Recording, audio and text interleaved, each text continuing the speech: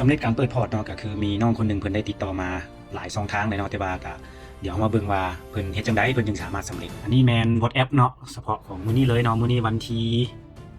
25เดือน5 2026โอเคในนี้เนาะก็แม่นว่าได้แล้วเนาะแบบติดต่อมากันประมาณ 4-5 มื้อแล้วแหละเนาะจึงสามารถที่จะเปิดได้เนาะอันนี้แม่นข้อความ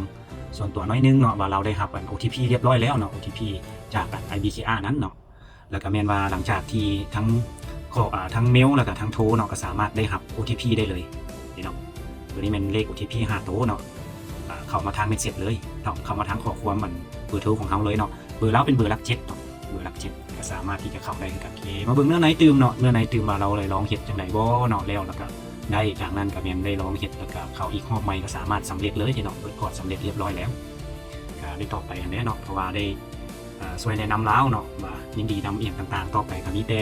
เอาสเตทเมนต์หันใส่เนาะขอบังไว้นี่เอาสเตทเมนต์ใส่เอาสเตทเมนต์แล้วก็พาสปอร์ตอย่างต่างๆเนาะใส่แล้วก็